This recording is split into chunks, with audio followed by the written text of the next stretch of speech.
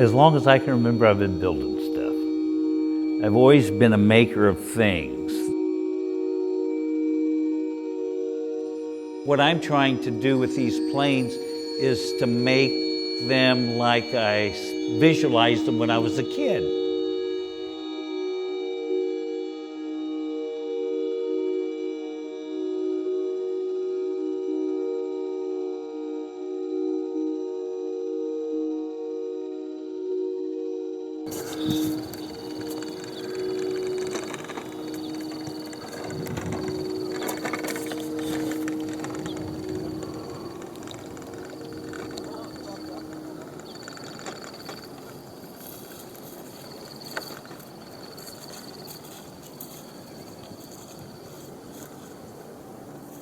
So a couple hours every day, I would watch kingfisher birds flying.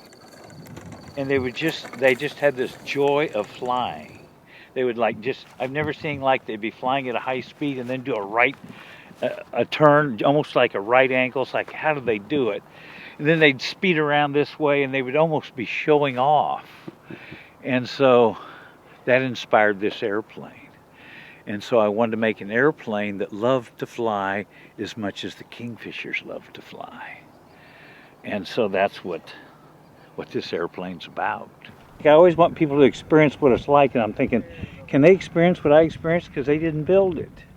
See, because you did the whole of everything. You chose each piece of wood. You chose you were going to carve the propeller or make the plane to match an existing propeller.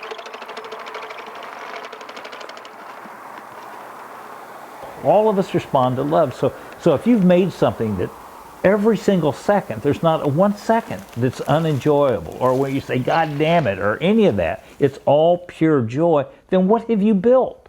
I mean, it's not like working with steel or granite or something. This is wood, it's absorbing, this is paper, it's absorbing that stuff.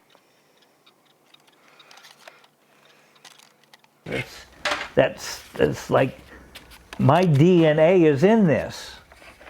And if the energy is just all pure joy, then what is it? Could it be a joy generator? I don't know. And then if a number of like-minded people are watching this thing perform with no preconceived notions whatever, they're just enjoying watching it fly, then is there some connection between the two? I believe there is.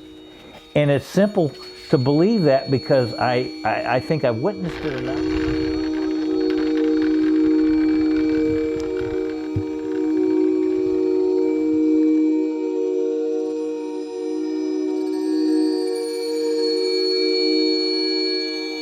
The musical instrument, the cello, you build the airplane, you've built it. Then after you build the violin or the cello or the piano, then you need to tune it.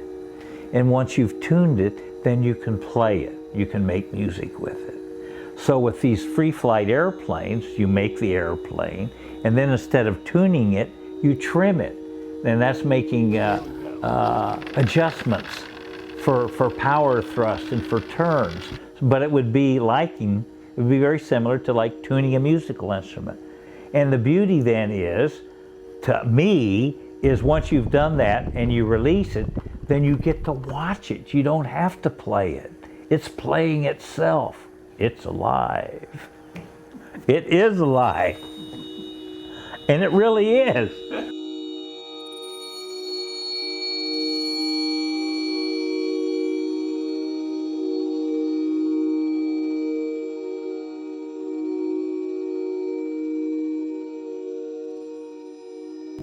And even though it's metal and tissue and wood and glue, it is an extension of him. And when he goes up there, it's Gale enjoying the breeze, enjoying the sun, enjoying the isolation, enjoying the fact that then things are perfect.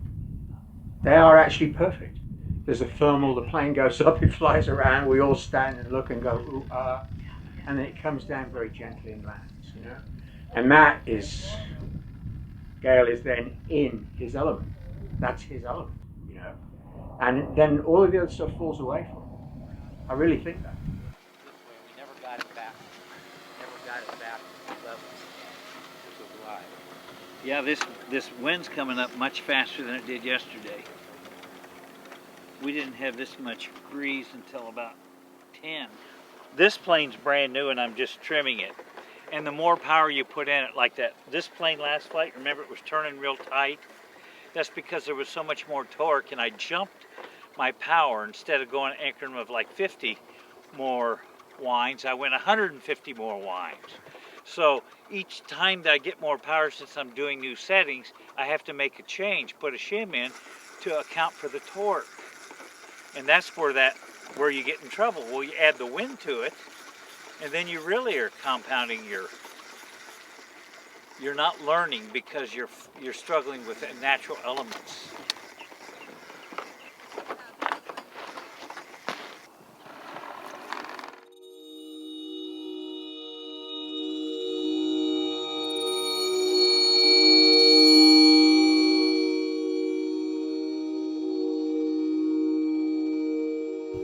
It was important to me to have it absolutely perfectly balanced. So I weighed everything along the way, and if this rib and this other rib out here was made from the same piece of wood next to it, all the way through.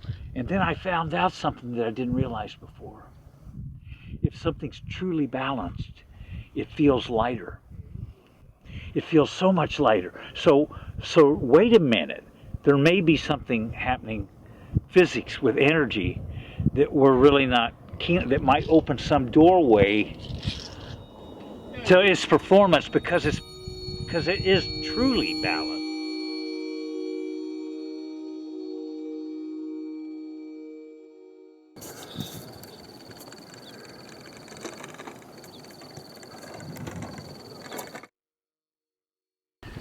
Well, I'm of the belief that if indeed you touch something and you leave your fingerprint there, and if indeed you were to take your shirt off and we could find your DNA in it, and if everything is energy anyway, and so like when I'm making these airplanes, if I'm going through a rough patch in my life where I have negative energy, I won't even work on the airplane because everything about this, whether it's dyeing the paper or choosing each piece of wood for strength or weight or whatever, it's all hands-on, and so I want to keep the energy in the plane as clean as possible.